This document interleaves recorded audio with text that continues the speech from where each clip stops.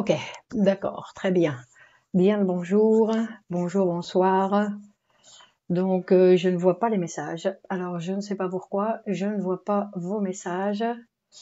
Je ne vois pas la vidéo non plus. Je vois rien du tout. Je vois rien du tout. Donc, je vois que je suis en direct, mais que je ne vois rien d'autre. Bon, alors, je ne sais pas comment faire. Je ne sais pas comment faire. D'accord, on y va. Donc, bonjour, bonjour à tous. Bonjour à tous. Alors, comme je suis nouvelle ici, bonsoir Docteur Salah, et bonsoir, bonjour, et il est 20 heures. Donc, je vais commencer par me présenter, puisque je ne suis nouvelle dans ce groupe. Donc, je me présente, je m'appelle Clémence Lenis, et je suis psychanalyste de l'école de poésie et psychanalyse Grupo Cero à Madrid, en Espagne. Donc, et donc bon, je vais commencer par remercier le docteur Salah pour l'invitation pour pouvoir participer, puisque dans notre formation, donc dans l'école dans laquelle j'étudie, dans notre formation, et un des travaux que nous devons réaliser, c'est travailler pour la diffusion de la psychanalyse. C'est-à-dire que ça fait partie, nous sommes en formation continue, et un travail qui doit être réalisé, c'est la diffusion de la psychanalyse pour faire découvrir, connaître et pour approfondir les connaissances que nous avons déjà sur le concept d'inconscient produit par Freud.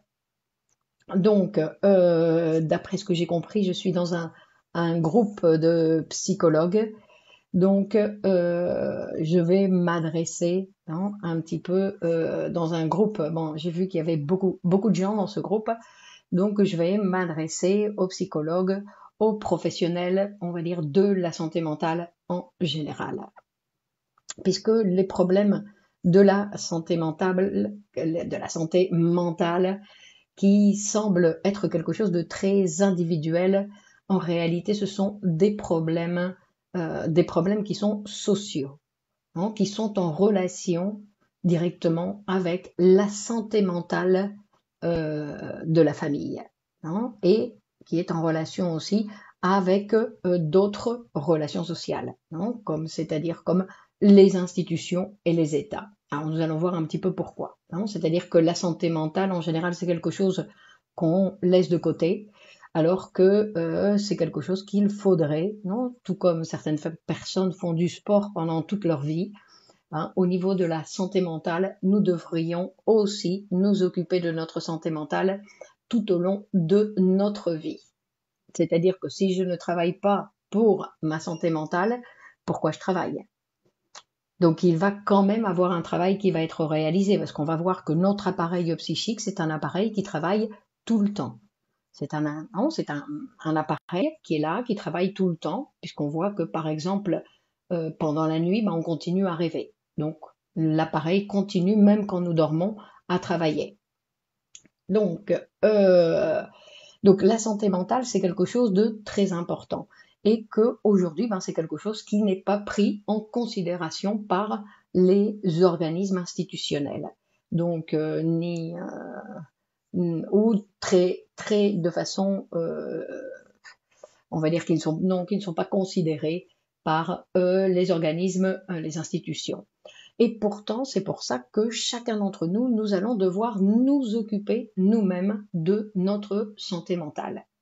C'est-à-dire que c'est quelque chose qui n'est pas pris en compte par les États, il n'y a pas, mais que nous pouvons avoir accès, pour nous occuper, chacun d'entre nous, de notre santé mentale.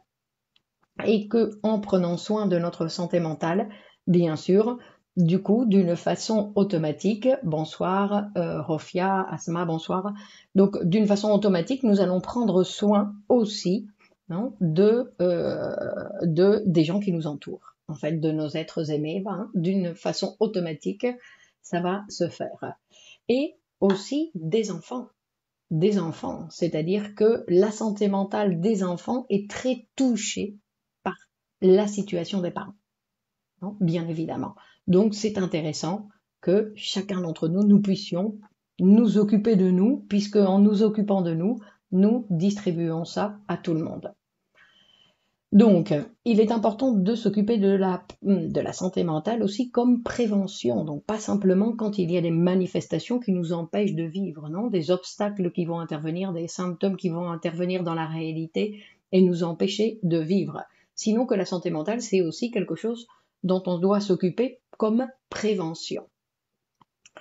Parce qu'en fait, nous avons tendance, nous les êtres humains, à faire ce qu'on veut. Je fais ce que je veux, je fais ce qui me plaît, etc. Et que justement, le fait de faire ce que je veux, c'est justement là où, par ce chemin-là, que la maladie va s'installer.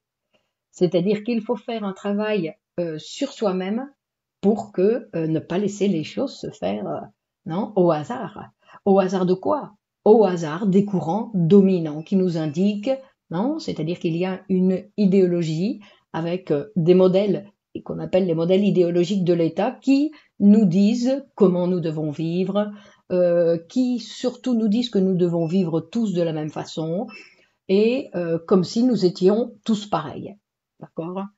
Et comme si, alors que nous savons que nous sommes tous uniques, hein, tous différents et tous uniques, bien que tous semblables, parce qu'on va voir que nous disposons tous d'un appareil psychique en bonne condition, on va dire que notre appareil psychique est en bonne condition, donc pour chacun d'entre nous, et que quand il y a des manifestations dans la conscience qui donc vont nous empêcher de développer notre vie ou de pouvoir jouir de la vie comme il correspondrait à chacun d'entre nous, ben c'est parce que justement, bonsoir Nadia, donc c'est parce que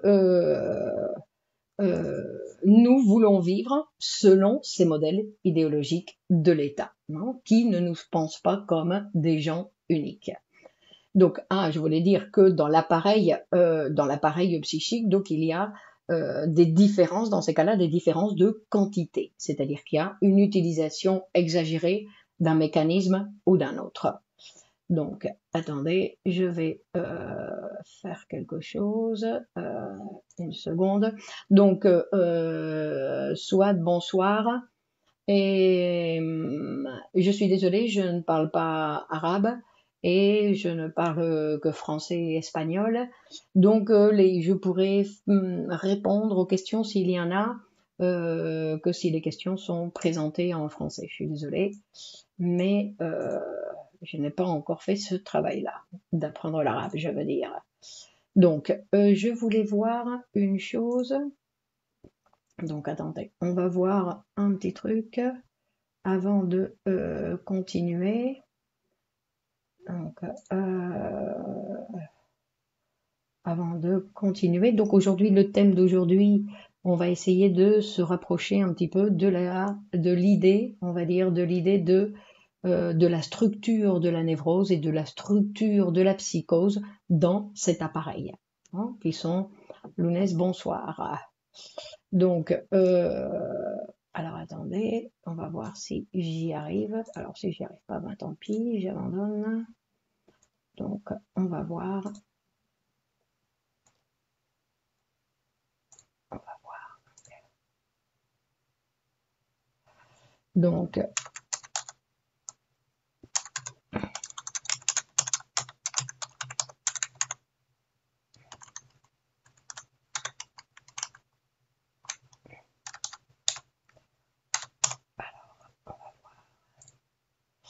d'accord, ça y est, je suis là. Donc on parlait de l'importance de pouvoir nous occuper de notre santé mentale, non? Donc, qu'il faut faire un travail sur soi-même pour ne pas laisser que les choses se fassent, non, par d'autres moyens que sans que notre désir, on va dire, soit impliqué. D'accord? Donc, on y arrive. Les différences entre la psychose et la névrose, on y arrive. D'accord? Donc,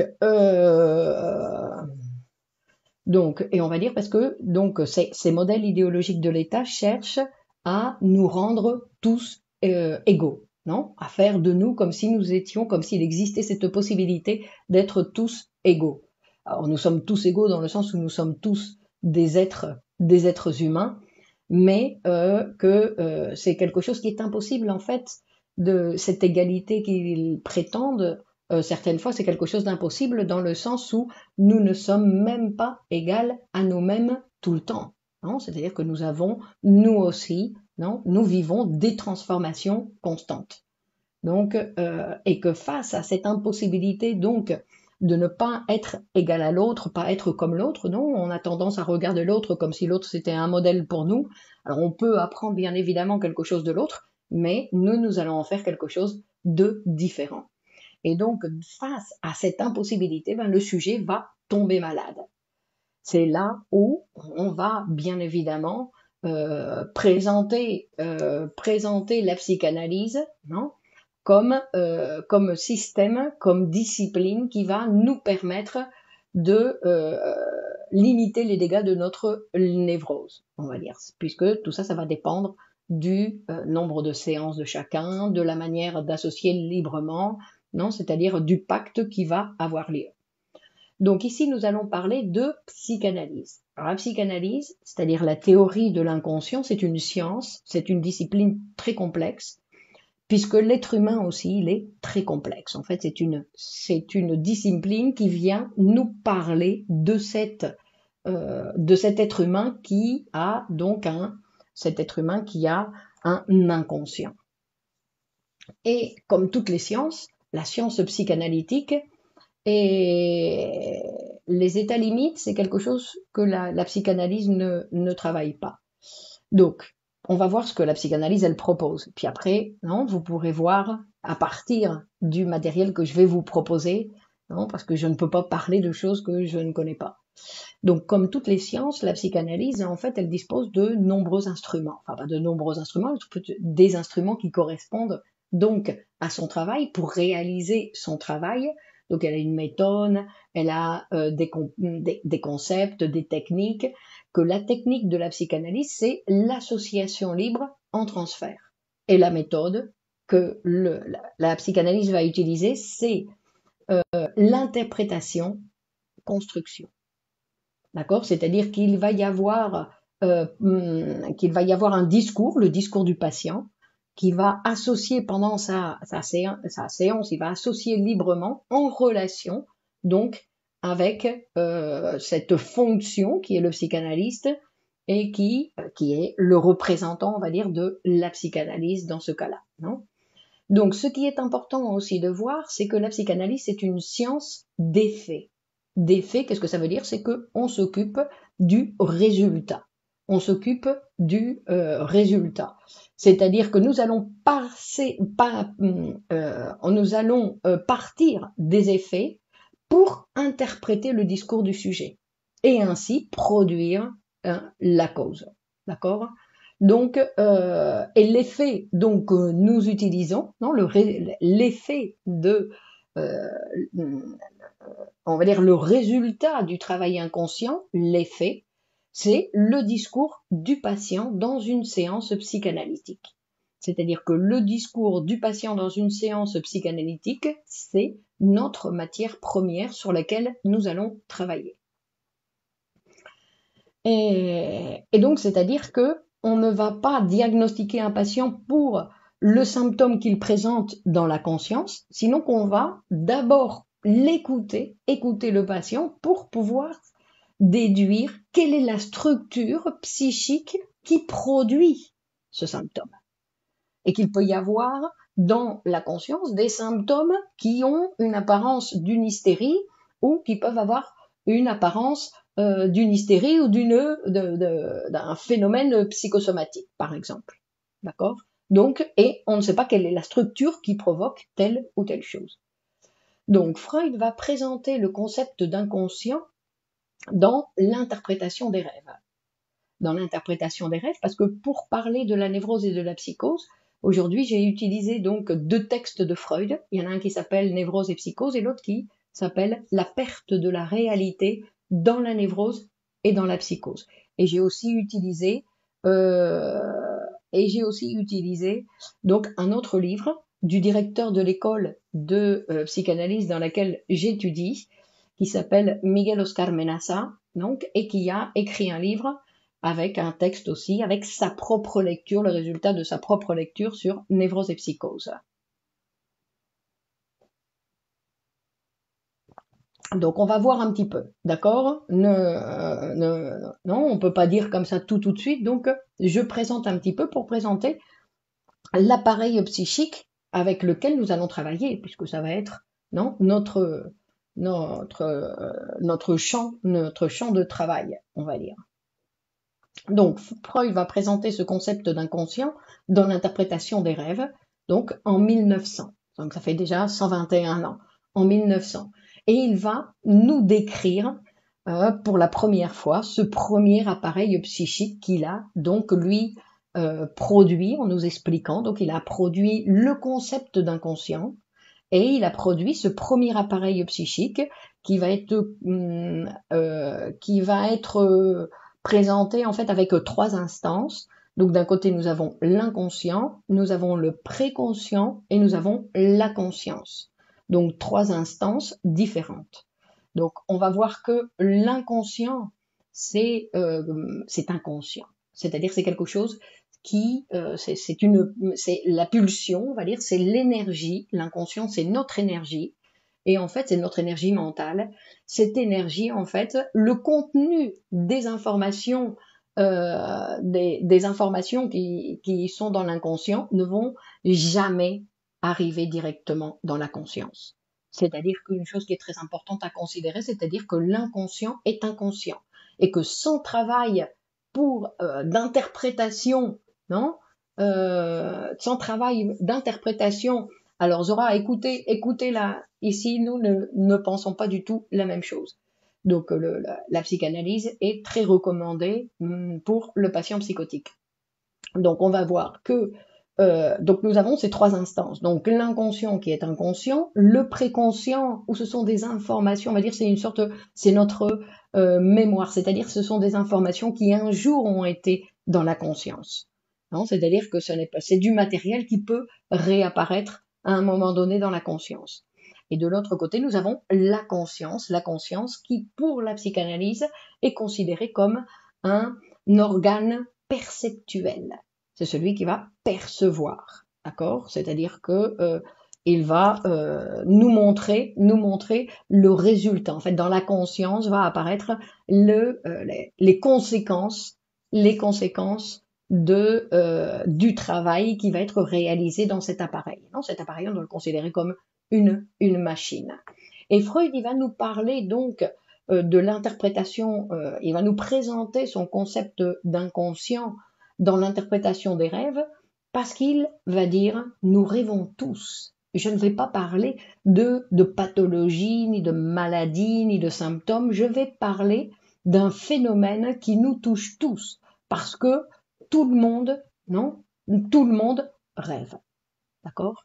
Et donc, c'est pour ça que c'est à partir de là, avec le phénomène du rêve, il va nous expliquer comment fonctionne cet appareil. Et puisque cet appareil, il va produire de la même façon, il va produire les rêves, il va produire les lapsus, les actes manqués, les oublis, les maux d'esprit et les symptômes. Et que tout ça, les hallucinations, que tout ça c'est le résultat d'un processus, donc du travail de cet appareil psychique, de ce travail inconscient. Donc c'est-à-dire que les rêves, en fait, ils se constituent de ce mode comme si c'était le processus normal de l'appareil, puisque nous rêvons tous et qu'il n'y a pas que tous les rêves, en fait, sont produits de la même façon. Mais que les produits psychopathologiques aussi. Et c'est grâce à la compréhension donc de ce fonctionnement de cet appareil que nous allons découvrir les mécanismes psychiques qui ont lieu donc dans la production d'une névrose et dans la production d'une psychose. Donc, bonsoir Lina.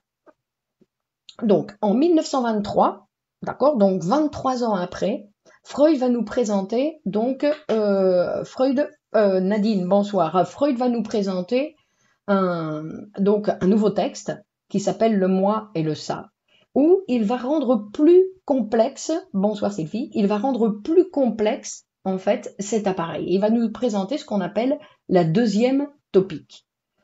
D'accord? C'est-à-dire qu'il va ajouter à cette structure, cette première structure, inconscient, préconscient, conscient, il va y ajouter un moi, un surmoi et un ça.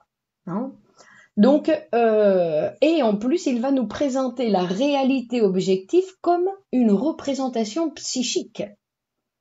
Hein, que c'est quelque chose que la réalité objective, en fait, elle appartient à chacun de nous de façon psychique dans l'appareil. Elle a une place dans l'appareil. Donc, nous allons voir que le moi, c'est, on va commencer par le surmoi, non? Le surmoi, donc, c'est une production, c'est ce qu'on appelle l'héritier du complexe d'Oedipe, c'est-à-dire que c'est quelque chose qui vient de l'extérieur et qui a été introjecté dans l'appareil, hein, qui a utilisé l'énergie du ça, non? Qui a utilisé l'énergie du ça, c'est-à-dire cette énergie pulsionnelle primitive, puisque c'est celle qui était là au départ, hein, et ensuite nous avons la réalité extérieure, qui est donc cette réalité extérieure qui a un pôle de perception qui nous met en contact avec la réalité extérieure. Donc à l'intérieur du ça, il y a l'inconscient réprimé. Alors l'inconscient réprimé, c'est l'objet d'étude de la psychanalyse, c'est-à-dire que la psychanalyse ne s'occupe pas de tout l'inconscient, il y a d'autres inconscients, non, mais que la psychanalyse s'occupe exclusivement de l'inconscient réprimé, c'est-à-dire qu'elle s'occupe de ce matériel qui a été réprimé lors de l'enfance, en fait, qui est en fait cette énergie qu'on appelle cette énergie pulsionnelle primitive, qui est le désir sexuel infantile et réprimé. Non? De la partie de ce ça va se construire la partie du moi. Le moi va se construire, puisque le moi, en fait, c'est cette partie du ça qui est cette partie du ça qui est en contact avec l'extérieur.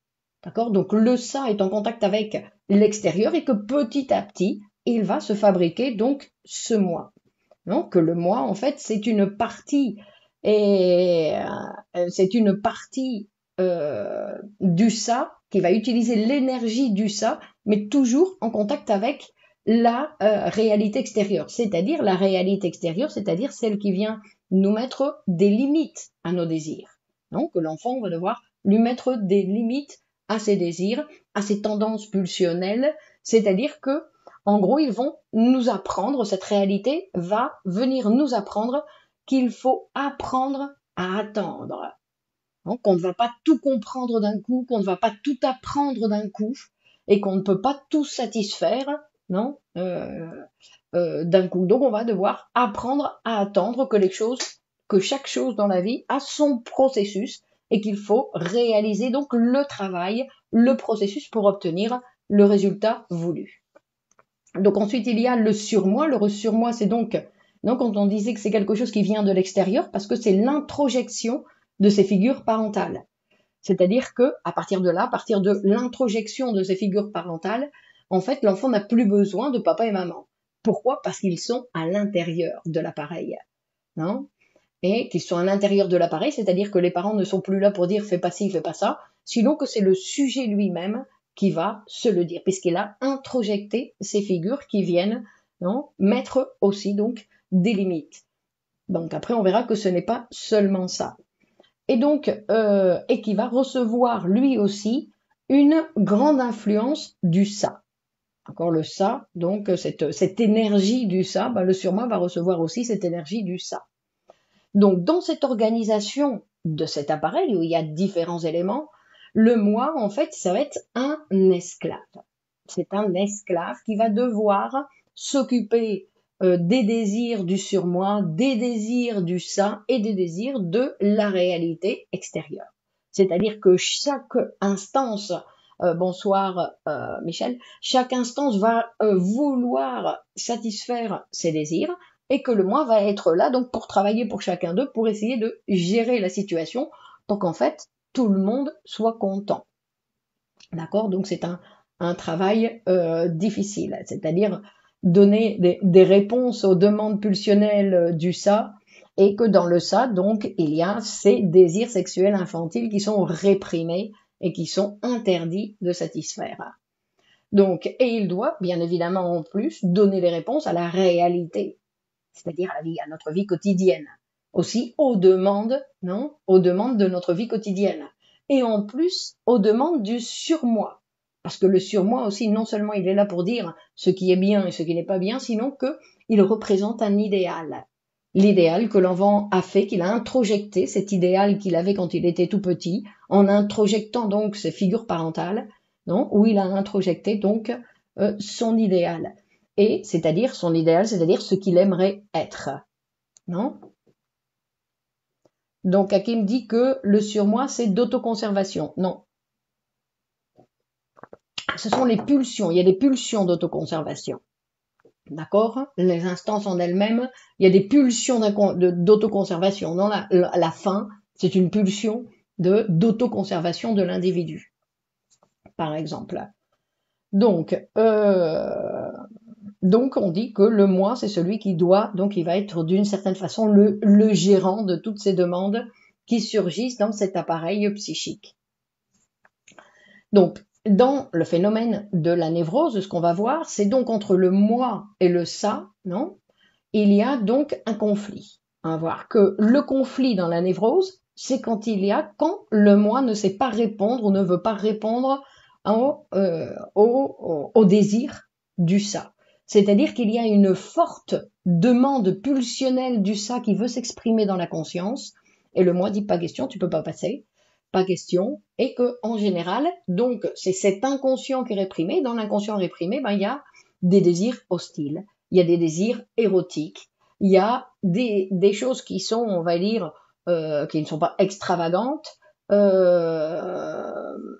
Jusqu'à quel point, demande Nadia, les origines du symptôme est importante. C'est important de connaître donc comment fonctionne notre appareil.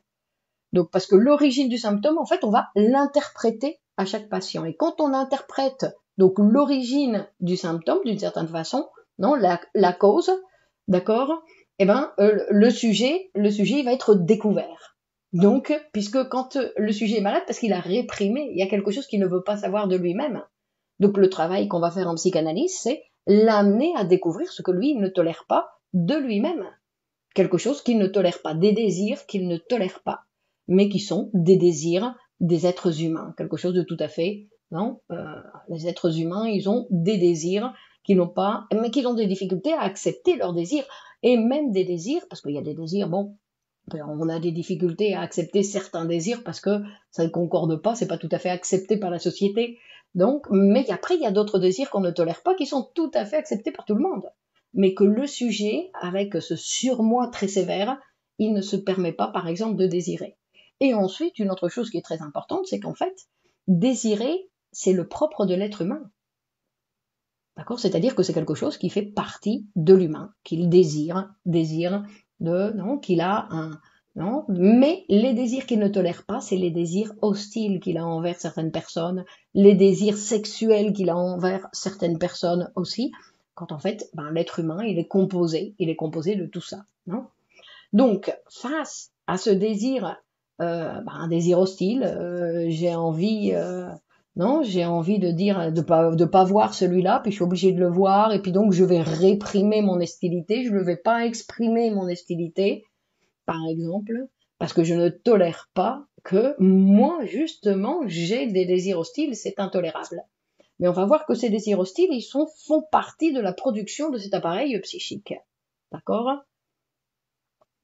Donc, Anna dit que l'objectif en psychanalyse est donc de renforcer le moi et affaiblir le surmoi. Non, pas du tout. L'objectif en psychanalyse, c'est d'apprendre à utiliser tous les mécanismes qui sont à la disposition du sujet dans l'appareil. Donc, on va voir la névrose, elle utilise le mécanisme de la répression. Alors, le mécanisme de la répression est au service de tout le monde. Mais quand il y a une exagération de l'utilisation de ce mécanisme, ça produit donc des symptômes. Dans la psychose, on va utiliser le mécanisme de la forclusion. Et le mécanisme de la forclusion, c'est quelque chose que nous utilisons tous dans la vie quotidienne, mais quand il y a une exagération de l'utilisation de ce mécanisme, ça produit aussi des symptômes. Donc, on disait que la névrose, c'est donc un conflit qu'il y a, que le moi a des difficultés, donc il est en conflit avec le ça. Hein. Donc, face au désir pulsionnel que le ça présente, euh,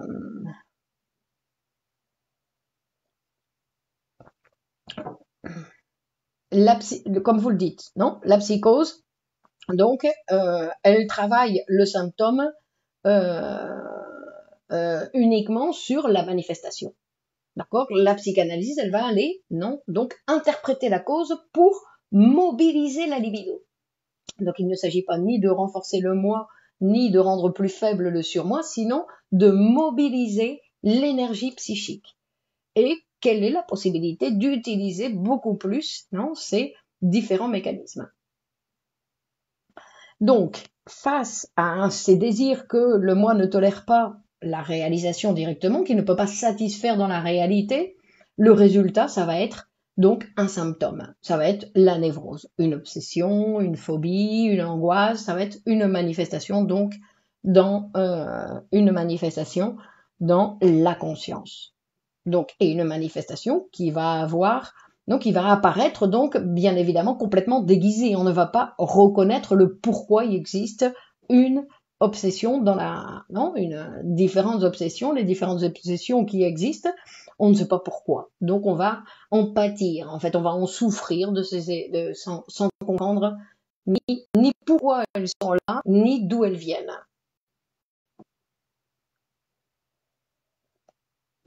Rendre conscient l'inconscient. C'est produire l'inconscient, en fait, on va dire. Non, rendre conscient l'inconscient, c'est produire l'inconscient.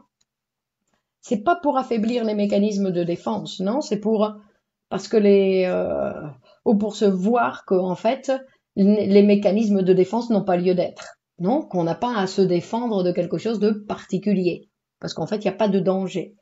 Hein, on va voir que le sujet va considérer comme dans une phobie où il a peur des araignées, alors que l'araignée, donc il utilise un mécanisme de défense contre quelque chose qui n'est pas, qui derrière, ce qui se cache bien évidemment derrière l'araignée, c'est autre chose, mais que ça non plus, ce n'est pas dangereux pour le sujet. Hein. Donc il va falloir interpréter pour que le sujet se rende compte que non, que ce n'est pas dangereux. Donc, et ce qui va se passer, c'est que quand il y a le symptôme, quand il y a le résultat donc avec le symptôme, en fait, le sujet, il va continuer de la même façon qu'avant, il luttait contre la tentative de manifestation, non, du ça, de la pulsion du ça pour s'extérioriser dans la conscience. Aujourd'hui, le moi, il va lutter contre le symptôme qui est apparu. Et c'est-à-dire que et il va lutter de la même façon qu'il luttait sur ses désirs intolérables. D'accord? Et c'est pour ça que ça va produire la névrose. D'accord? Donc, puisqu'en fait, le travail, l'intelligence n'intervient pas. L'intelligence, je dirais, c'est se psychanalyser. Donc, le travail du moi, c'est donc à ce moment-là d'empêcher que ce qui est réprimé passe à l'action, se satisfasse dans la réalité. Hein. Et ce travail du moi, il répond aussi, d'accord, et c'est-à-dire il répond aussi à la demande du surmoi, qui est la morale du sujet, puisque c'est le surmoi qui vient lui dire non, ce n'est pas possible, tu peux pas laisser passer ça. Non, ce n'est pas bien, tu peux pas le faire, non. Et aussi face à la réalité qui lui montre aussi que certaines choses ne peuvent pas être réalisées face à ces demandes. Donc face à ces demandes, on réprime. Et qu'en fait, la force, une fois qu'on réprime quelque chose, le problème, c'est que en fait, il faut continuer à réprimer, sinon ça sort. Donc il y a toute une énergie que nous utilisons tout le temps, qui est tout le temps là, en train d'être utilisée pour maintenir, réprimer ce qui a été réprimé. Le conflit dans l'obsession est entre le moi et le ça. Oui. D'accord? C'est-à-dire qu'il faut continuer à maintenir le réprimé. Et qu'en plus, cette partie qui était réprimée, donc le moi, il n'a plus accès à ce matériel. Donc ce matériel qui est réprimé, le moi n'a plus accès, donc là, il commence à, on va dire, à fabriquer, à s'étendre. Il va commencer à s'étendre et il va de plus en plus prendre de place dans la vie du sujet. Hein. Donc,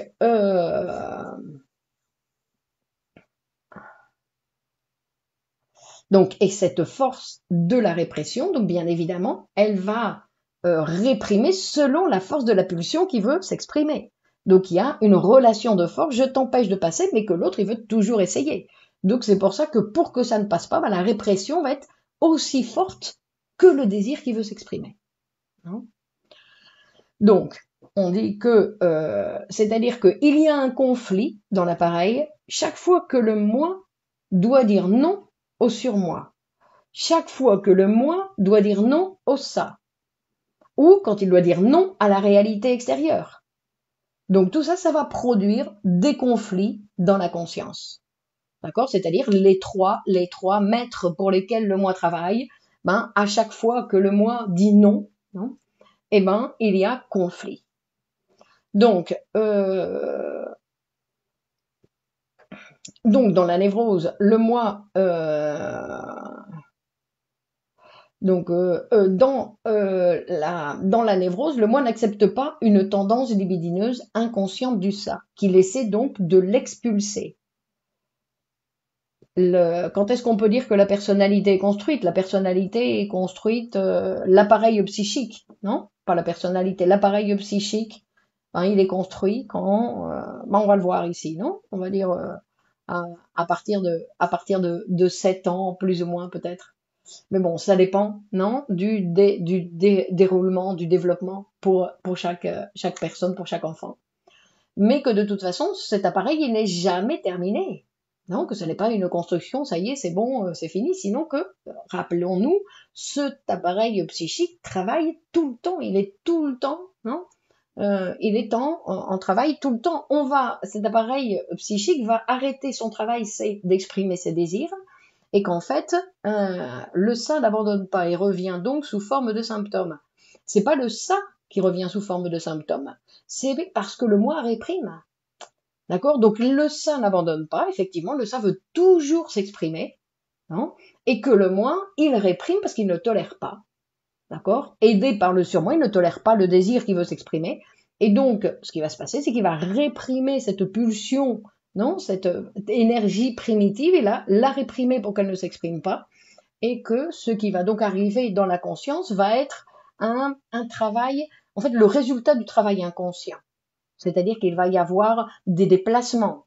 C'est-à-dire qu'on va voir que l'affect correspond à ce qui se passe, mais que la représentation, non. Hein, dans certains cas. Donc on va voir dans les névroses. Donc, par contre, dans la psychose, le conflit va être entre le moi et la réalité extérieure. C'est-à-dire qu'il y a quelque chose de la réalité extérieure qui pose problème pour le sujet, que le sujet ne tolère pas. Pareil. Donc, ce qui se passe aussi, c'est que le moi dans la psychose, en fait, il va être face ou en présence d'un surmoi qui est mal constitué et qui est d'une certaine façon secoué par le ça. C'est-à-dire que les désirs inconscients qui veulent s'exprimer. Donc en fait, face à cette situation extérieure que le sujet ne tolère pas, ce qu'il va faire, c'est qu'il va récupérer la libido qui était mise à l'extérieur, donc dans la réalité, et en retirant la libido de la réalité, directement la réalité extérieure n'existe plus pour le sujet. La réalité extérieure disparaît.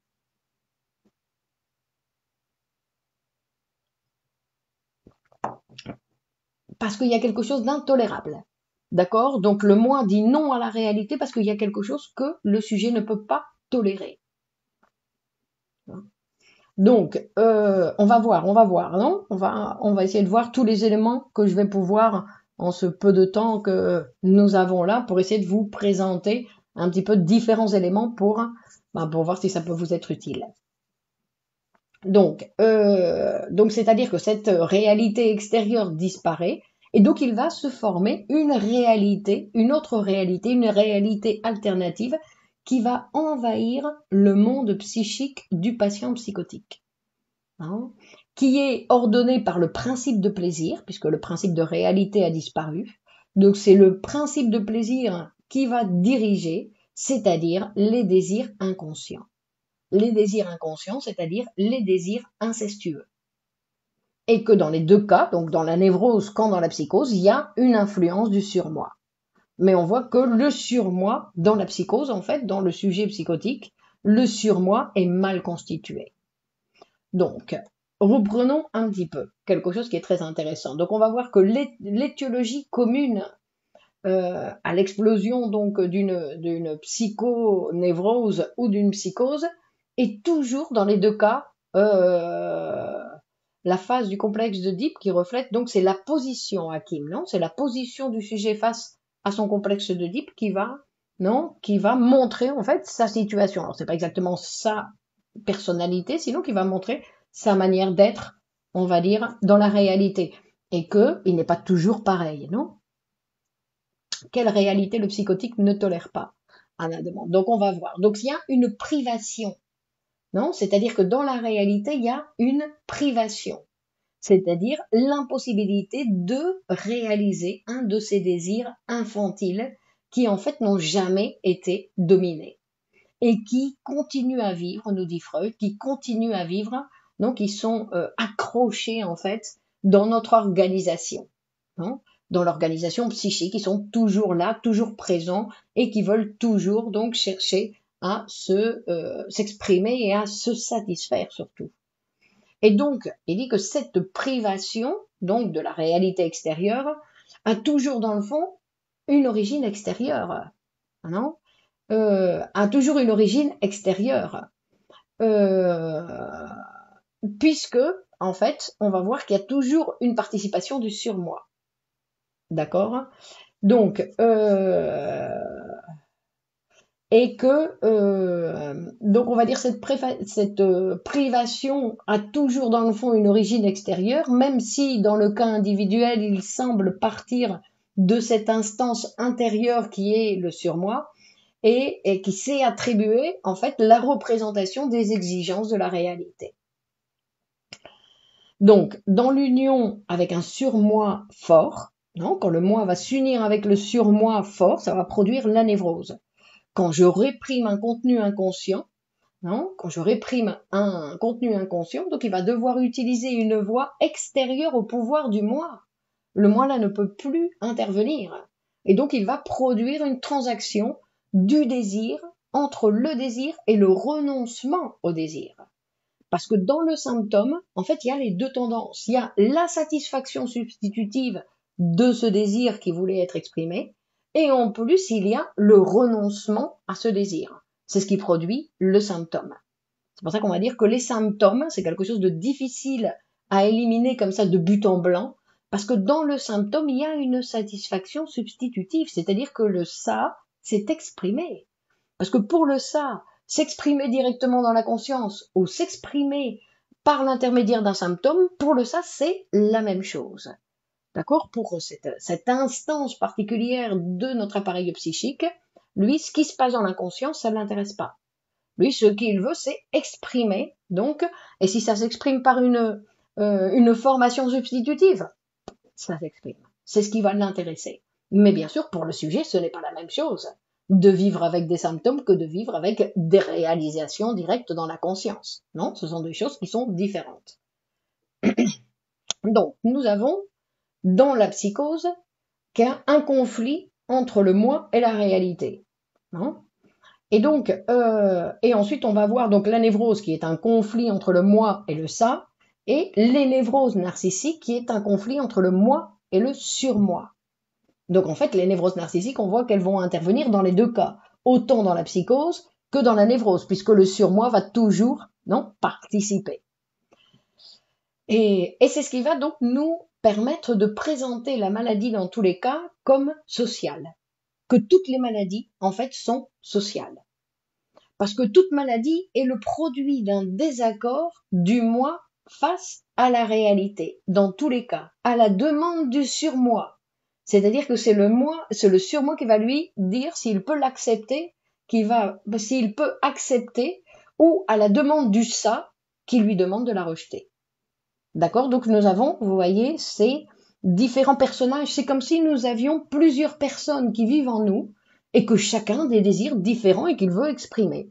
Et donc, il faut que chacun arrive à bien s'entendre.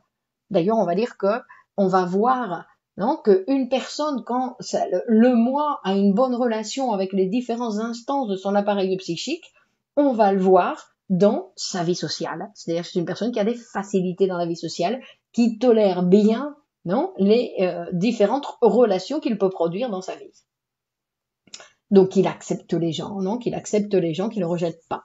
Donc, on disait que dans la psychose, la réalité extérieure est complètement annulée.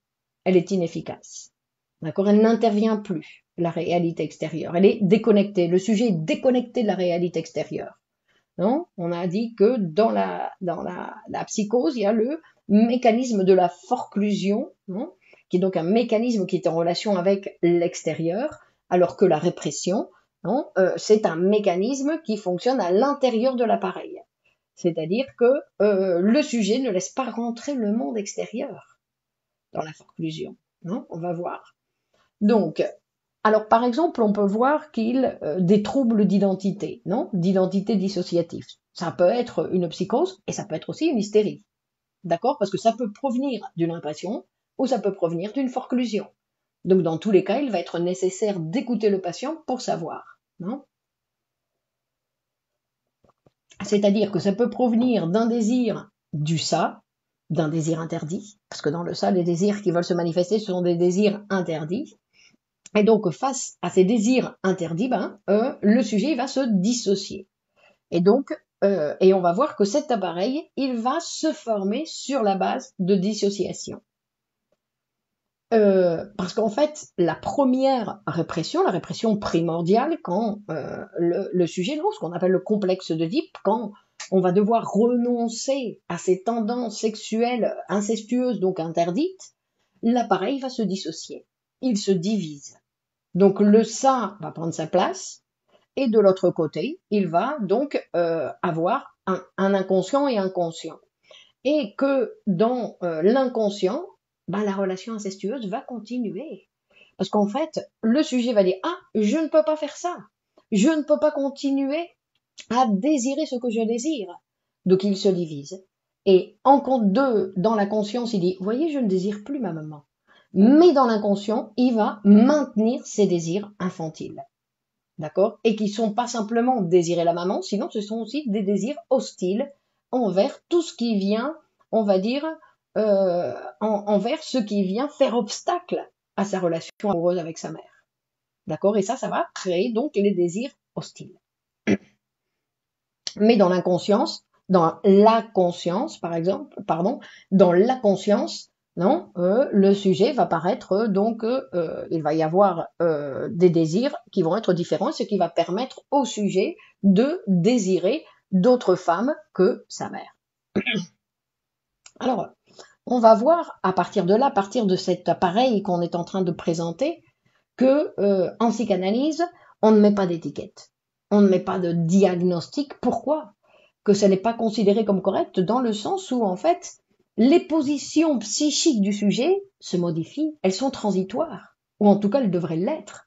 Parce que quand un sujet s'est bloqué sur une position, c'est là où il y a malaise, on va dire, c'est là où on doit redonner de la fluidité à cette libido pour qu'elle puisse reprendre un mouvement et pouvoir donc retourner dans la réalité extérieure, retourner sur les objets qui représentent sa vie, puisque notre richesse, ce sont bien nos relations sociales, donc on est bien obligé que notre libido doit être à l'extérieur. Et le poète nous dit même que le meilleur de moi est à l'extérieur de moi.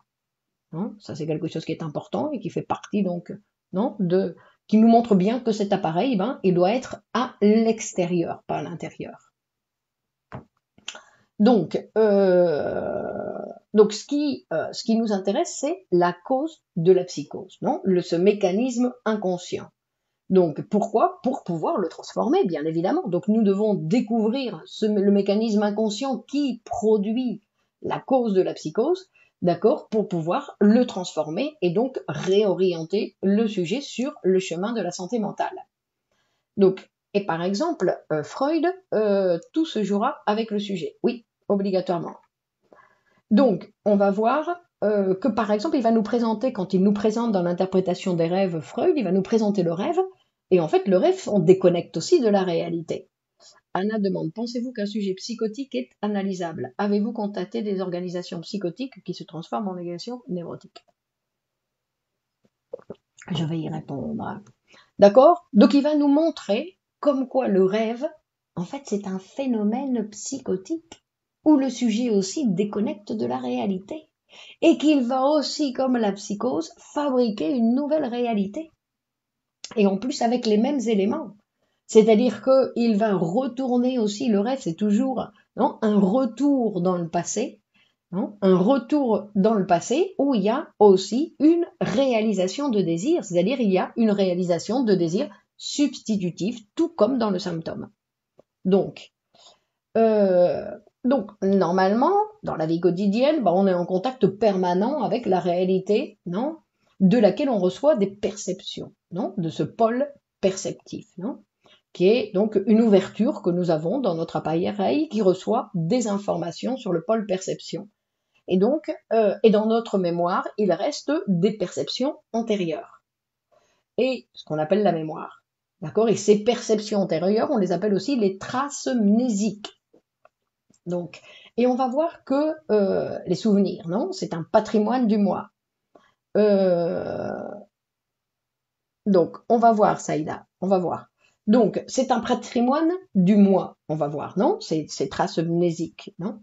Donc, et en fait, dans la psychose, dans le phénomène de la psychose, on va voir que sont exclus non seulement les nouvelles perceptions, puisqu'il a coupé le contact avec la réalité extérieure, il ne peut plus recevoir les nouvelles perceptions, mais que en même temps, il a déconnecté aussi les perceptions antérieures, des souvenirs. C'est-à-dire qu'il n'est ni dans le monde extérieur, ni dans le monde intérieur.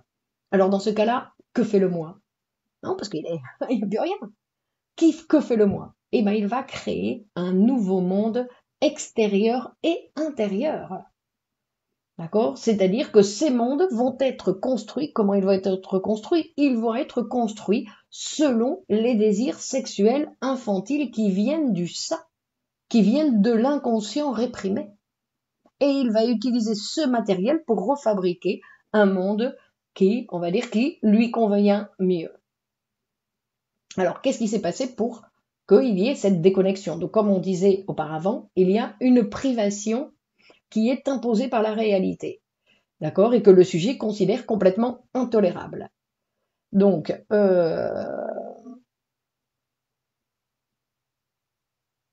par exemple, on va voir que dans certaines schizophrénies, en fait, le sujet va interrompre son intérêt vers le monde extérieur, c'est-à-dire qu'il n'y a plus d'affect dans le monde extérieur. Il n'y a plus de réaction, le sujet ne réagit plus. Il n'y a rien à faire, il n'y a pas de contact. Non? Donc cette privation de l'extérieur, non, pour pouvoir reprendre contact avec la réalité, en fait, il y a la naissance, la création de ce délire. C'est pour ça qu'on va voir que dans la psychose, la création du délire, c'est une tentative de guérison. C'est le travail qui va être fait par l'appareil pour un premier pas pour la guérison. Non? C'est-à-dire qu'il y a quelque chose de la réalité qui était intolérable pour le sujet, qu'il a rejeté, non? Il a utilisé la forclusion, non? Il n'a pas laissé entrer dans l'appareil psychique, d'accord? Donc, il y a un trou à la place, non? Comment expliquer les chats autistes? Ça ne fait pas partie. La psychanalyse ne s'intéresse qu'aux personnes qui parlent, enfin qui disposent d'un langage, donc qu'il peut comprendre. Non? Donc il y a un trou. Il y a un trou. C'est-à-dire qu'il y a quelque chose qui a été, non, qu'il a utilisé le mécanisme de la forclusion à les cas autistes. Donc les cas autistes, bon, c'est autre chose, d'accord? Les cas autistes, c'est autre chose. Donc ici, on peut parler de névrose chez l'enfant. Donc, il y a un rejet de cette réalité, donc il y a un trou à la place, puisqu'en fait, il n'y a plus rien. Donc c'est comme si ça n'existait pas, non? Cette façon du psychotique de faire comme si, parce que la forclusion, en fait, c'est ça n'a jamais existé, ça n'existe pas pour le sujet, ça n'existe pas. C'est pas comme le névrosé qui a réprimé et que quelque part en lui il sait que oui, que ça existe, non? Sinon que là, pour le sujet psychotique, ça n'existe pas, c'est-à-dire qu'on dit qu'il y a un trou. C'est pour ça qu'on va dire que le délire, c'est un point de contact avec la réalité qui va se présenter au sujet, non? Par exemple, comme l'hallucination. Donc, c'est quelque chose qui vient du ça et des désirs infantiles. Mais il y a un contact avec la réalité, il peut parler, il peut exprimer son hallucination, non? Même s'il vit dans un autre monde. Mais c'est une tentative de rétablir le contact, non? Donc, on va voir que ce qui se passe donc dans le cas du psychotique, c'est la relation directe avec le langage. En fait, c'est la situation que le sujet va avoir avec le langage que transmet la famille. Parce qu'on va voir que le psychotique, non, c'est le résultat, en fait, d'un travail de la famille. La famille, c'est une structure présymbolique, non? C'est-à-dire que de présymbolique dans le sens où les animaux aussi, ils s'organisent en famille.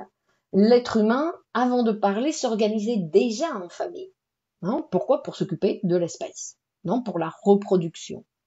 Donc, on va voir que la famille, c'est, quand on dit présymbolique, c'est-à-dire avant le langage. Donc, nous naissons dans une famille et que la mission de la famille, de chaque famille, donc, doit être de s'occuper de ses enfants, non? Tant qu'ils ne peuvent pas se satisfaire eux-mêmes, que tant qu'ils ne peuvent pas satisfaire eux-mêmes leurs besoins, et de les préparer pour pouvoir vivre sans les parents. Ça, c'est l'objectif de la famille. Donc, vous voyez que ça, c'est quelque chose qui est, d'une certaine façon, dans de nombreuses familles, perverti. C'est-à-dire qu'on devrait les préparer pour la vie future, et en fait, dans de nombreux cas, bon, on les prépare pour qu'ils restent un peu plus longtemps chez nous. Parce que qu'est-ce qu'on ferait sans nos enfants, non?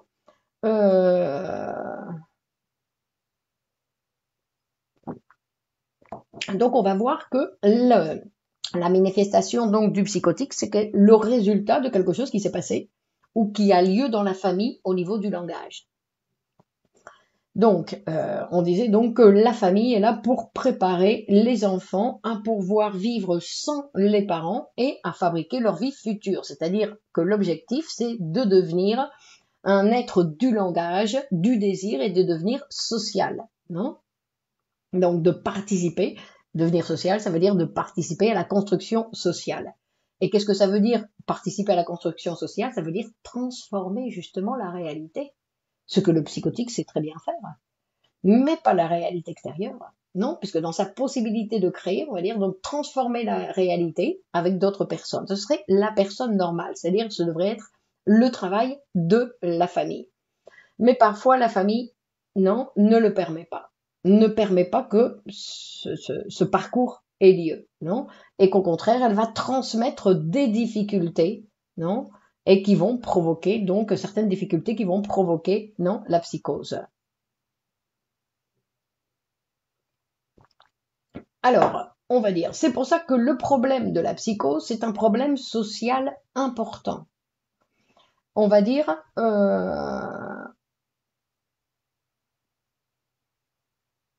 Mourad, c'est pour la transmission. Et en plus, parce que je pense que, effectivement, j'ai une certaine certitude sur, on va dire, ce qui ne veut pas dire que je vais pas accepter des modifications, non? De la même façon que le sujet doit se présenter en étant sûr de lui et s'adapter aux modifications que la réalité va lui demander de temps en temps. Et la science, on va dire que c'est quelque chose qui a aussi qui va passer aussi par ces transformations. On disait que Freud en 1900, il a présenté un appareil, non, beaucoup plus simple que celui que nous avons, on va dire aujourd'hui en 1923, à partir de 1923, où donc, lui, il a rendu plus complexe cet appareil. Non? Donc, et en plus, on va dire que, et aujourd'hui, par exemple, dans l'école dans laquelle je me forme, dans l'école de Gruppo Celo, nous avons, en plus de la psychanalyse, donc des textes de Freud, de Lacan et de Ménassa, nous avons introduit la poésie, non? L'importance de la poésie dans la formation, pour la formation du psychanalyste. On verra un petit peu après pourquoi. Donc, euh, on disait que le problème, quand on parlait du problème de la psychose, donc c'est un problème social important, et il faudrait pouvoir mettre, en fait, en analyse toute la famille. Parce que ce qu'on va voir, c'est que quand un psychotique arrive en analyse, qu'il arrive à la consultation, hein, c'est la famille, quand il voit que le psychotique commence à aller mieux, c'est la famille qui va retirer du traitement, non, le patient, par exemple. On va voir que c'est quelque chose qui arrive. Donc, dans la construction de la psychose, c'est qu'on va voir l'importance, non, que le soulignait je ne sais plus qui, la place du père. Non. Et là, on va voir, parce que quand on parle de père, on va dire c'est quoi un père dans la formation du sujet, non? Pour la formation psychique du sujet. D'accord? Donc on ne parle pas du père biologique, sinon qu'on va parler de ce père psychique. Non? Quelle est la position qu'il va occuper, on va dire, non? Quelle est la position donc qu'il occupe dans l'appareil psychique. Et en fait, on va voir que le père, en fait, c'est le désir de la mère. Et quand on dit le désir de la mère, ça veut dire que la mère aime autre chose que son fils. Que l'enfant doit se rendre compte, mais se rendre compte vraiment, c'est-à-dire assimiler, non? S'approprier cette chose, en apprenant que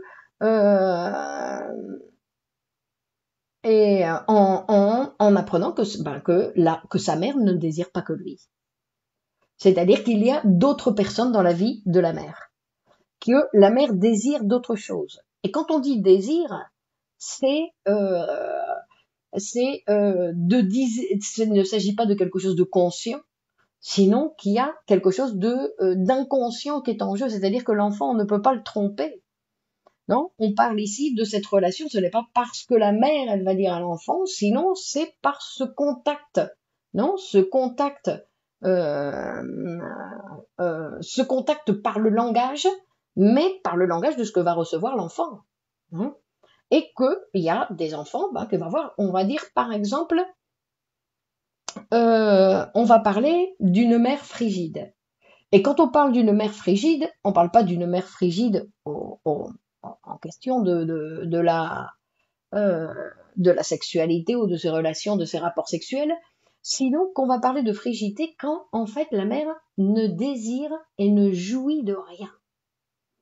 C'est-à-dire quand la mère ne désire pas, quand la mère ne jouit nulle part ailleurs que ce soit avec son fils. C'est-à-dire que là où réellement elle jouit, c'est avec son fils. C'est dans sa relation avec son fils où elle considère que son fils vient la compléter. Et elle se sent complète avec son fils. Donc elle veut pas qu'il parte.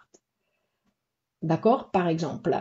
Donc, et donc cette équation va produire un psychotique. Non? Mais tout ça, on ne le sait qu'après, c'est-à-dire que ce n'est pas dans les manifestations, on va pas rentrer chez les gens en disant voilà, regardez comment vous êtes en relation avec votre fils ou pas, sinon qu'on va le voir simplement dans le résultat. C'est pour ça qu'on peut pas savoir ce qui se passe dans la relation. On le voit quand le patient vient parler. Par les manifestations, non?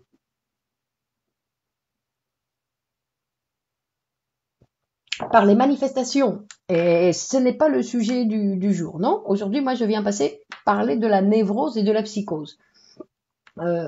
Donc, et on va voir donc, moi je pense que c'est très intéressant, hein, de penser que le père, ce n'est ni le père biologique, non, il y a des gens qui disent j'ai pas eu de papa, mais dans l'appareil psychique, il ne s'agit pas d'un père biologique, il ne s'agit pas de la présence d'un père, il ne s'agit pas du mari de la mère.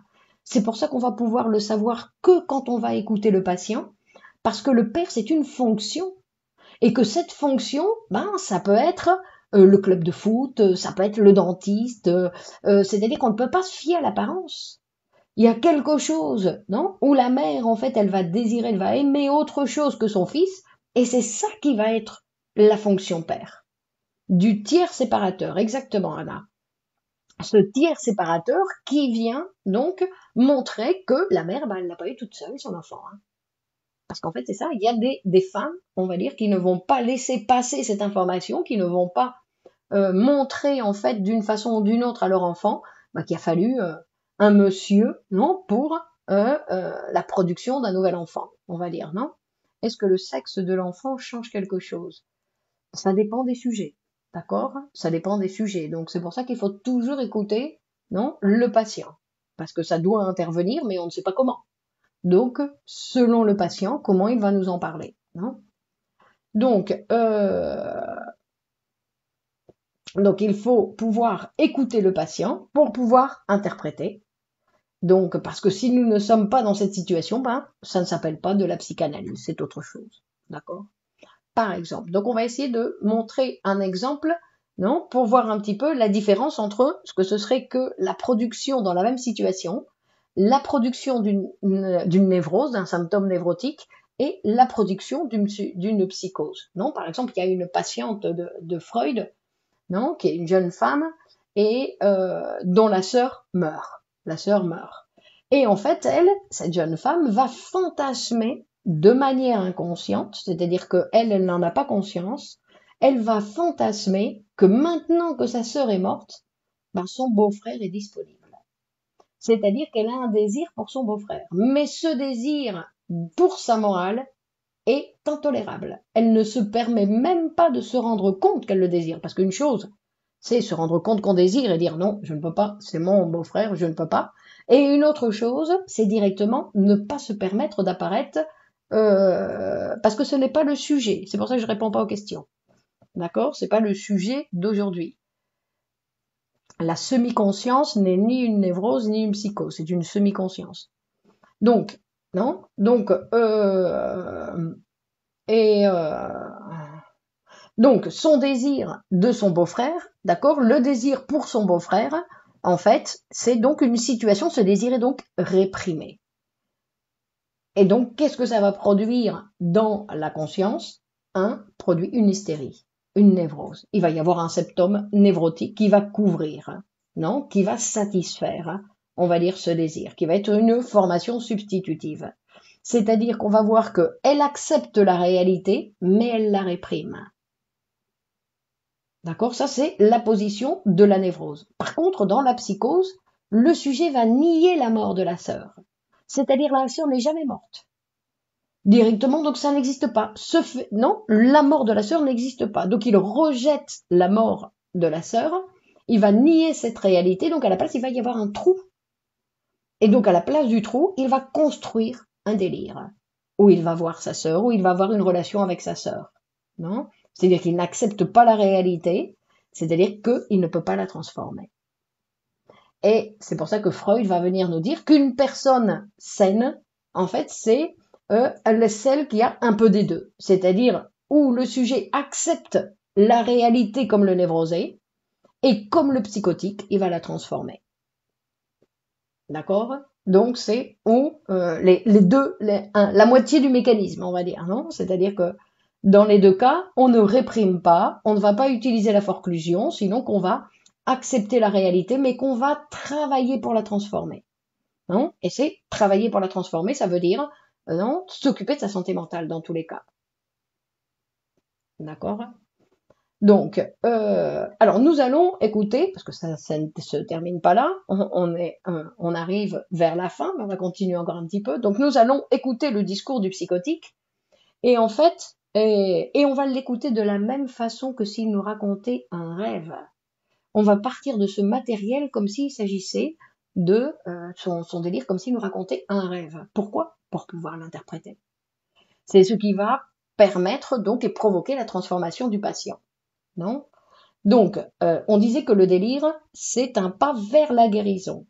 Et que, en général, face aux psychotiques, non, les institutions, elles ont tendance à utiliser les médicaments. Pourquoi? Parce qu'ils ne comprennent pas le délire. Et qu'en général, quand on ne comprend pas, on a un peu peur, et donc on donne des médicaments pour que le délire disparaisse.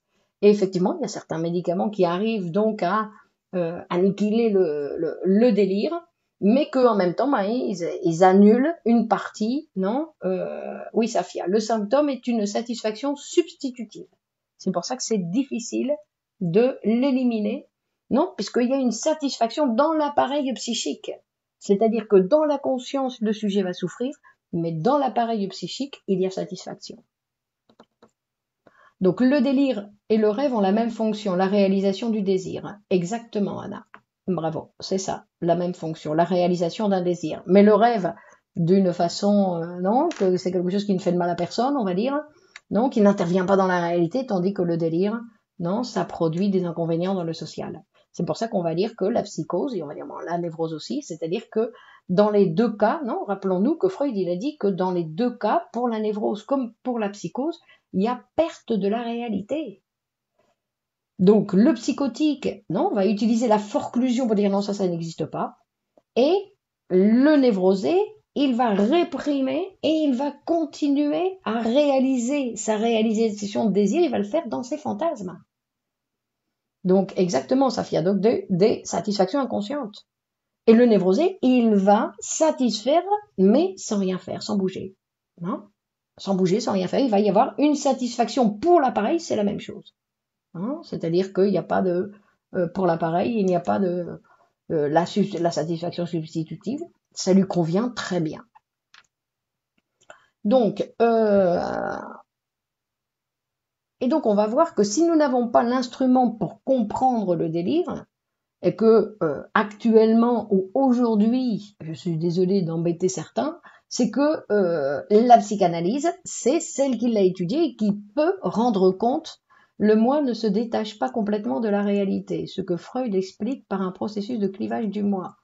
Si, le moi se détache complètement parce que le moi, en fait, le sujet va retirer toute sa libido de la réalité extérieure. Et en fait, ça va devenir quelque chose de tout à fait narcissique. Toute la libido va revenir dans le moi.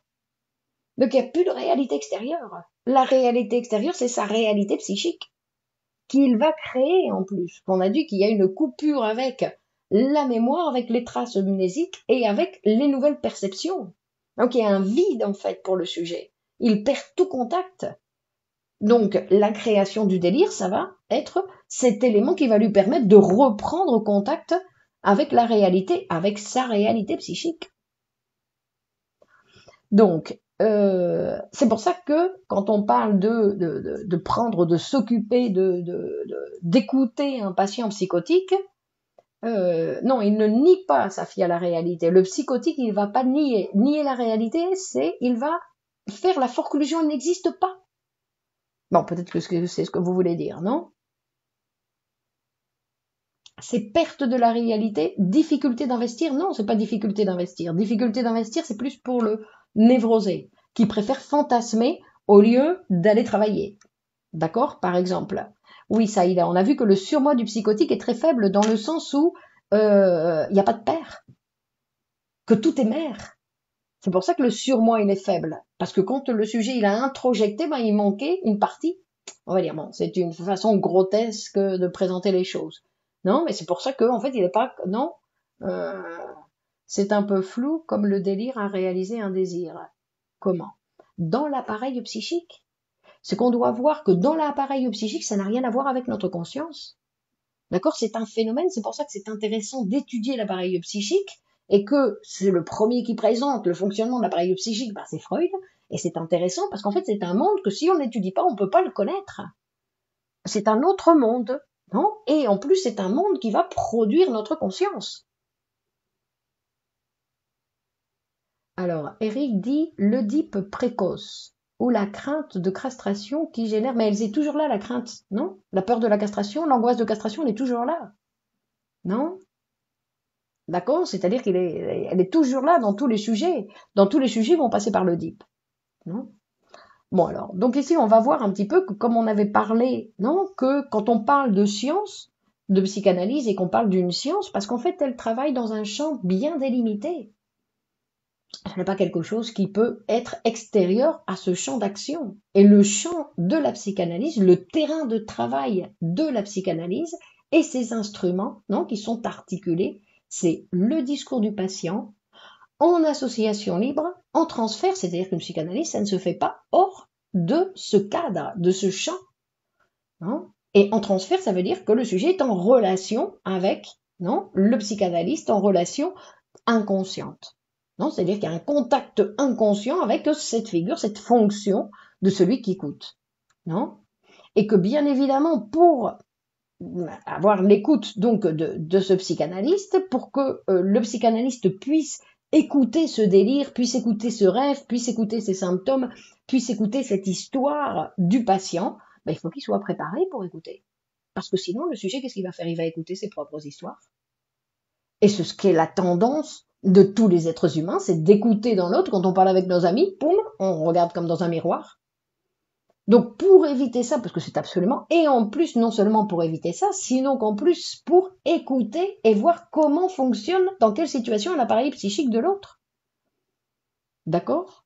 Donc il va falloir que ce psychanalyste soit bien entraîné pour pouvoir écouter chaque patient, non? Et donc le psychanalyste doit avoir une écoute bien préparée, et pour écouter constamment sans avoir de reflet sur lui-même, et de pouvoir écouter avec les instruments de la psychanalyse, il est constamment en préparation. C'est pour ça qu'un psychanalyste est en formation continue, que la formation ne s'arrête jamais tant que il est en exercice, hein, qu'il va continuer sa psychanalyse personnelle, que c'est quelque chose qui est obligatoire aussi pour le psychanalyste, de 3 à 4 séances par semaine, qu'il va faire des supervisions individuelles et des supervisions en groupe, non? Et qu'il va participer bien évidemment à des groupes de formation. C'est-à-dire que pour pouvoir écouter, non? Pourquoi dit-on on ne peut pas allonger un psychotique? Je ne sais pas ce que ça veut dire là. Donc, c'est-à-dire que pour pouvoir écouter quelqu'un, il faut une préparation constante, parce qu'en fait, le sujet, la tendance de tout le monde, et même du psychanalyste, c'est de nier l'existence de l'inconscient et de croire que non, ma conscience règne. Et donc, de se rendre compte, parce que tout d'un coup, moi, je peux parler, puis tout d'un coup, poum, il peut y avoir un lapsus, donc tiens, poum, non? Donc, avec le lapsus, je vois que, ben oui, l'inconscient existe, par exemple, non? Mais, et ensuite, donc, dans l'école Gruppo Cello, dans laquelle je me forme, on utilise en plus l'instrument de la poésie, non? Donc, on utilise l'instrument de la poésie qui est l'imaginaire universel et qui, en plus, nous raconte la véritable histoire des peuples, non? Et que la poésie, c'est un instrument où on va voir que c'est aussi quelque chose, non, qui utilise l'inconscient, donc que c'est un mécanisme, l'écriture, qui utilise l'inconscient pour pouvoir écrire. Donc, on a vu là un petit peu que chez le psychotique, en fait, il y a quelque chose de narcissique, puisque toute sa libido est le revenu sur le moi, non? Elle s'est bloquée sur le moi. Donc, il y a une déconnexion avec le monde extérieur et tout est sur le moi, non? Et pourtant, on va dire que le psychotique, c'est le sujet le plus sain de la famille. Et donc, on va voir un petit peu le problème social de la maladie que représente le psychotique, de toutes les maladies en général, attention, non? Donc, parce que le psychotique, en fait, c'est celui qui donne l'alarme dans la famille, non? Qui donne l'alarme d'une question qui est en jeu dans la famille. Et que c'est pour ça qu'on dit que quand le sujet commence à aller mieux, parce qu'en fait, c'est lui qui donne l'alarme avec ses symptômes pour avoir contact avec un professionnel, et donc c'est lui qui donne l'alarme, non? Et que quand le patient commence à aller mieux, c'est la famille qui retire le psychotique du traitement pour qu'on ne découvre pas la question familiale qui est en jeu, non? Donc, euh, donc on va voir que quand on parle pardon, attendez, on peut à travers un rêve comprendre ce psychotique et arriver avec lui à l'introspection. Oui, mais ça c'est pas de la psychanalyse, non?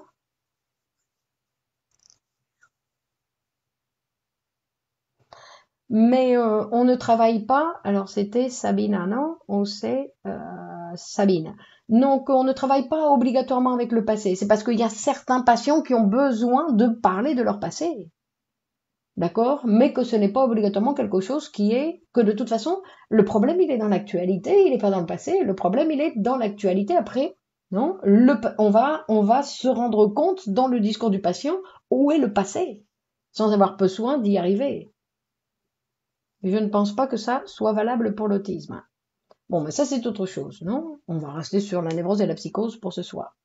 Donc, on va dire que quand on parle des différences entre la névrose et la psychose, on va voir qu'en fait, dans le fond, ce sont des différences idéologiques.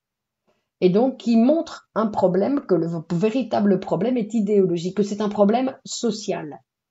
Parce que penser que la psychose est un processus plus grave qu'un processus névrotique, un conflit, non? L'un entre le moi et le ça, et l'autre entre le moi et la réalité, en fait, dire que l'un est plus grave que l'autre, c'est idéologique, non? Pourquoi? Parce qu'en fait, les phénomènes psychotiques, c'est-à-dire les délires des psychotiques, viennent perturber les modèles idéologiques de l'État.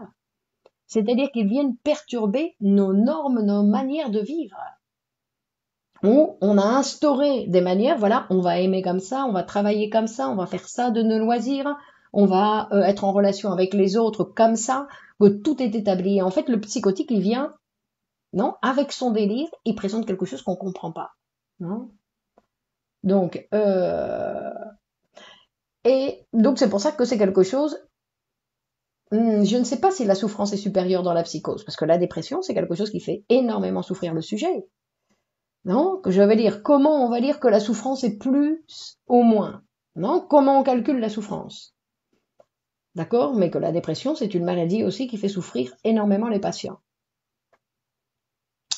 Donc aujourd'hui, c'est pour ça qu'on voit que les modèles idéologiques de l'État ne permettent pas beaucoup que le psychotique arrive dans une consultation de psychanalyse. D'accord? Mais que quand le psychotique arrive dans une consultation de psychanalyse, donc on peut dire que le rêve et le délire émanent de la même source, du refoulé. Non seulement ça, sinon qu'il utilise les mêmes mécanismes de fabrication. Oui, le névrotique avoue sa souffrance, mais dans la psychose, c'est la famille qui parle sur cette souffrance. Bon, donc, donc le délire du psychotique, bah oui, c'est sa réalité, c'est pas un délire. Pour lui, c'est pas un délire, c'est sa réalité. Non? Donc, quand on parle du traitement psychanalytique, donc quand on va voir que justement le patient peut arriver dans la consultation d'un psychanalyste, d'accord? C'est-à-dire qu'il respecte certaines normes, qui avant dans son délire, il avait tout mis dehors. Donc il y a quelque chose qui se rétablit déjà en lui. C'est pour ça que quand il peut ne serait-ce que ça, ben, il n'est plus psychotique. Quand s'établit la relation de transfert, non, dans le travail qu'il va commencer, son délire n'est plus un délire, sinon que c'est comme un rêve, non, comme un fantasme pour le névrosé qui vient raconter, donc qui vient parler, non. C'est-à-dire qu'il a accepté une indication du thérapeute.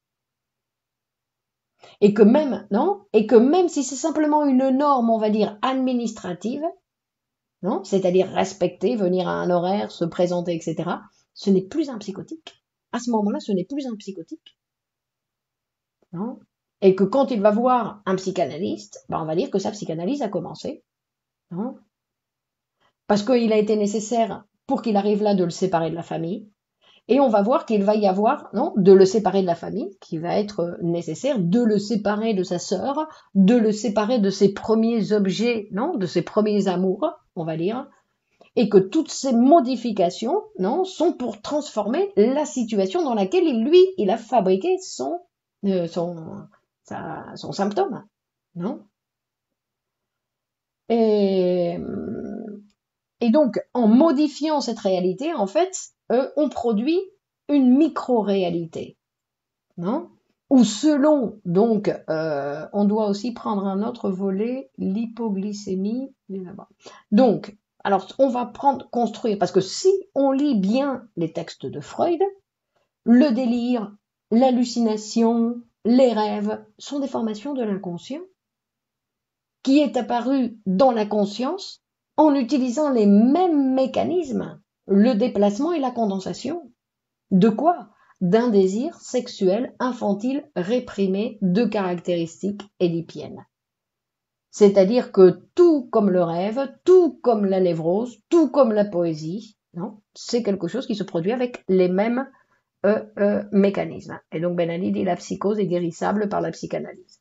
D'accord? Bonsoir Cynthia. Donc quand le patient arrive en consultation, d'accord, on dit même que les patients psychotiques en général, ils sont beaucoup plus reconnaissants que les névrosés avec le travail qui a été réalisé avec un professionnel.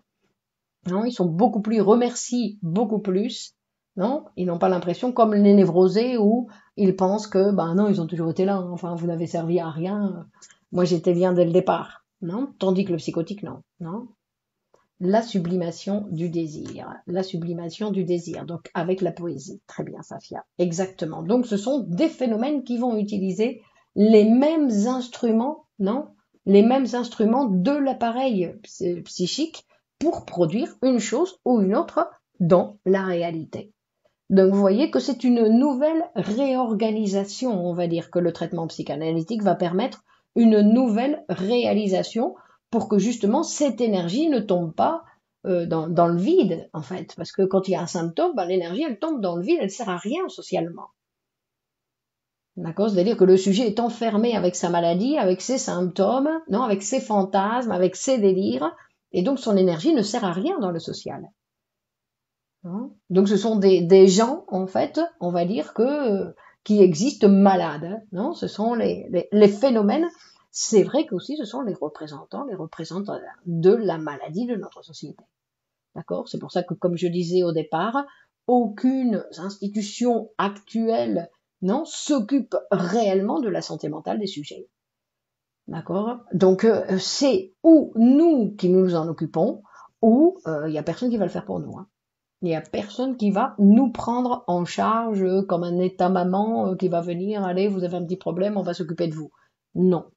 Donc c'est à nous de nous occuper de notre santé mentale, parce qu'en plus, si nous ne nous occupons pas de notre santé mentale, ça veut dire que le travail de l'appareil psychique, ben, il se fait, non, on va dire, comme il peut, comme il a l'habitude de faire, surtout comme il a l'habitude de faire. Et donc, c'est pour ça que modifier, voilà, accès à la psychanalyse, c'est quelque chose qui va permettre donc une modification, donc pour chacun. Anna demande, le psychotique peut-il associer librement? Cela risque de le désorganiser. Mais en fait, quand il va raconter son délire, il associe librement. Non, parce qu'on a vu que son délire, c'est la fabrication en utilisant l'énergie, le matériel du ça. Donc en fait, il va nous le dire. Quand on sait écouter, il va nous le dire. Donc il y a ce matériel de fabrication. C'est pour ça que quand on dit que l'appareil psychique c'est très complexe, mais que l'être humain est très complexe, qu'il a été formé, qu'il est passé par de longues étapes de formation et que pendant toute cette formation, ben, il y a eu des obstacles.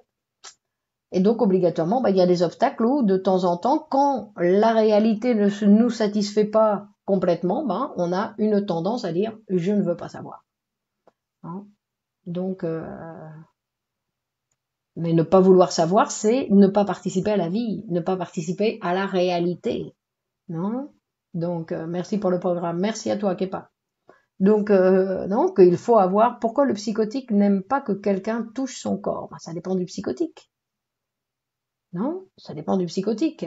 Je veux dire qu'il y a des caractéristiques de chaque, non? Les délires des psychoses ou les différentes manifestations de la psychose sont très, très variées. Il y a de grandes variations que chaque sujet va, non? C'est là où on voit que nous avons un imaginaire tout à fait particulier. Il n'y a pas de délire semblable à un autre.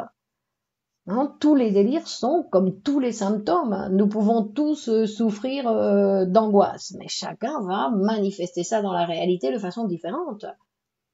Hein, je veux dire que quand on parlait de la phobie de l'araignée, pour une personne, ça signifie une chose, et pour une autre, ça signifie autre chose.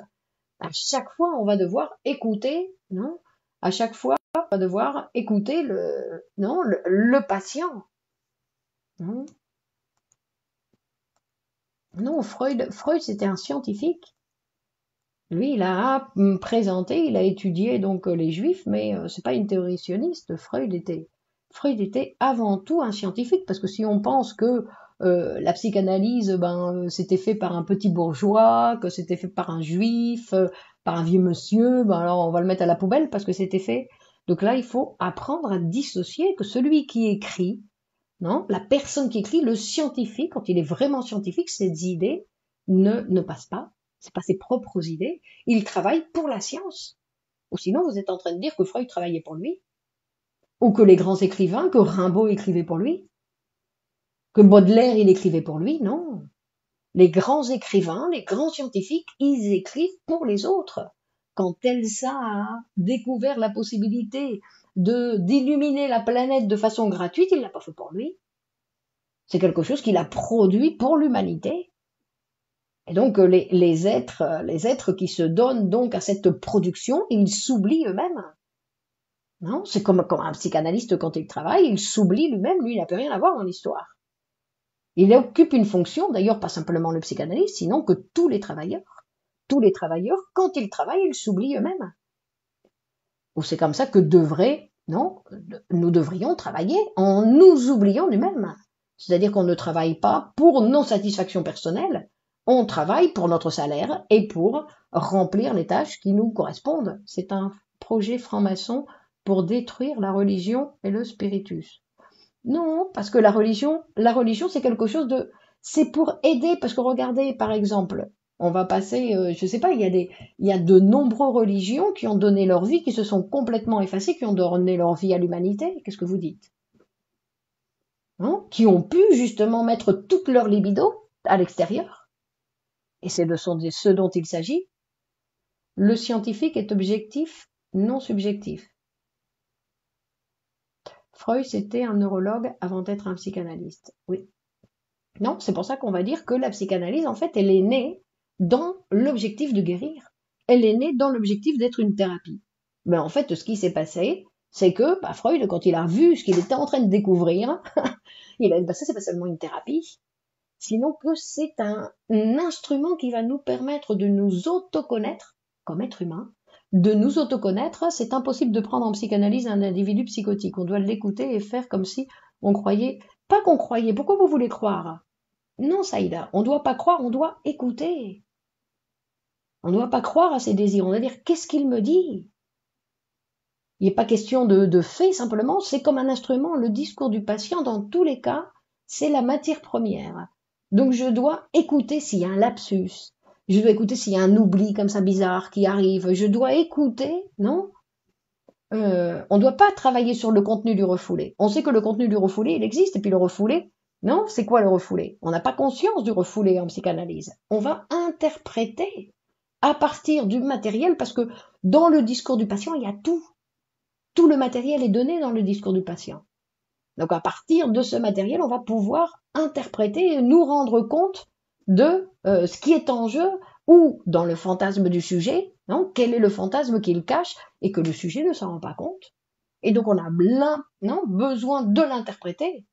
Freud a donné raison aux avertis. Je suis d'accord avec Madame Boutin, le courant conservateur. Mais il n'a pas donné raison aux avertis, il a expliqué. Freud, il ne présente pas d'opinion. Freud, il explique comment fonctionne l'être humain. Donc c'est bien différent. Lui, il était là pour nous montrer comment fonctionne l'appareil psychique simplement et les conséquences que cela a dans l'existence, dans notre existence individuelle et dans la société.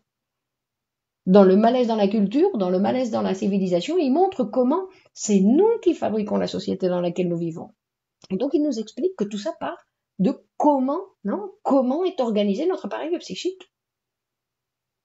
Donc au contraire, sa découverte, donc c'est pour ça que sa découverte est immense, parce qu'il a découvert que c'est de la même façon que Telsa, c'est Telsa, non, qui s'appelle. Il a réussi à trouver quelque chose pour illuminer la planète de façon gratuite, et ça n'intéressait personne.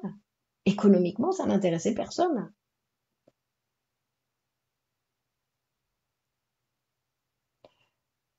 On doit écouter, Safia, le psychotique pour pouvoir l'interpréter, pas pour le diagnostiquer. Qu'est-ce que vous faites avec un diagnostic? Ah, vous dites il est... Et alors, qu'est-ce que vous faites? Ça, c'est pas le guérir. L'écouter, l'écouter. Hein? Il faut écouter les gens qui nous parlent, pas leur mettre des étiquettes. Il faut écouter nos amis, il faut écouter nos parents, il faut écouter les relations que nous avons autour de nous, pas leur mettre des étiquettes, ni juger ce qu'ils nous disent, en lui disant celui-là il est stupide, celui-là il me dit la vérité, celui-là il me ment. On passe notre temps à nous juger les uns les autres. Non, il faut apprendre à écouter. Qu'est-ce qu'il veut me dire? De quoi il parle? Non? Donc il faut voir un petit peu, non? Apprendre, vous voyez, donc c'est pour ça qu'on dit que la société dans laquelle nous sommes dans une époque où nous devrions apprendre à parler et à nous écouter les uns les autres. Parce qu'écouter, c'est pas se taire. Parler, c'est pas faire blablabla. Non. Parler, c'est savoir à qui je parle. Je ne parle pas de la même façon à une personne qu'à une autre, ça dépend de la personne à qui je parle. De la même façon que je ne vais pas écouter selon la situation dans laquelle je suis. Un psychanalyste, il ne travaille pas hors de sa consultation, en tout cas il n'interprète pas hors de sa consultation, encore que des fois c'est nécessaire. Non, que je veux dire que chaque chose a sa place. Donc Carl Jung est plus subtil, surtout sur le plan de l'inconscient collectif et les archétypes. Bon, si vous voulez, si vous le préférez. Mais Jung, ce n'est plus un psychanalyste, non? Puisqu'il est sorti de cet appareil psychique, parce que, en fait, Freud, il va nous dire, non, quand on parle, il parle pas d'inconscient collectif, il dit que, en fait, nous avons tous, non, que le sujet, il est psychique et social en même temps. Il est psychique et social en même temps. Et quand on dit qu'il est social, parce que vous voyez bien, il a introjecté les figures parentales. Il est plus tout seul, le moi. Il est avec les figures parentales. Et qu'est-ce que ça représente, les figures parentales? L'histoire de la famille. Parce que quand il introjecte, introjecte les figures parentales, il introjecte les surmois de ses parents, qui ont aussi introjecté les surmois des grands-parents, des ancêtres. Donc c'est bien plus complexe. Non, c'est pour ça que le sujet, c'est étudier la psychanalyse, c'est passionnant pour ça, parce que c'est infini. On ne finit pas, on ne ferme pas un être humain. L'être humain est toujours une surprise. C'est-à-dire qu'il va toujours venir nous présenter quelque chose, et nous-mêmes avec nous-mêmes. Hein, nous-mêmes avec nous-mêmes, d'apprendre à avoir une relation avec nous-mêmes et d'accepter que tout d'un coup, on fait pas ce qu'on voulait, on fait pas ce qu'on s'était dit qu'on voulait faire, sinon qu'on fait des choses différentes. Oui, effectivement. Hein. Bon, je crois que pour ce soir, c'est bon, non? Ça fait plus d'1 heure et demie que je suis là. Donc, merci beaucoup. Et le courant conservateur en France est anti-psychanalyse. Il y a beaucoup d'anti-psychanalyse. Mais bon, non, ce qu'il faut, c'est que apprendre à être pour la psychanalyse. Hein, parce qu'il y a toujours quelque chose en nous qui dit je préférerais ne pas avoir d'inconscient et d'être maître chez moi, non? Est-ce que vous pouvez nous donner des exemples pratiques pour bien comprendre? Les exemples, merci à vous, très intéressant, Malika. Mais les exemples pratiques, c'est des cas cliniques. Et ici, non, les cas cliniques, vous avez le cas Schreber de Freud qui est très intéressant, qui est un cas que Freud a bien étudié, qui est passionnant. Nadia, Fatima, bonsoir, merci à vous. Donc, merci pour votre enthousiasme. Merci au docteur Salar pour cette invitation. Merci Sylvie, Michel, et merci à vous. Donc, à la prochaine fois, à très bientôt j'espère. Et de toute façon, moi je suis sur ma chaîne Facebook et j'ai un rendez-vous tous les mardis à 21h qui s'appelle Psychanalyse pour tous, où vous pouvez tous venir assister, où je présente différents, et Arturo, bonsoir, où je présente différentes cas de travail que Freud a présenté ou des résultats du travail de Freud. D'accord, très bien, Rose, Hakim, merci à vous, Sabrina, merci, Louisa, merci. Donc, on continue à une prochaine fois et donne bonne continuation et bon travail. Allez, au revoir.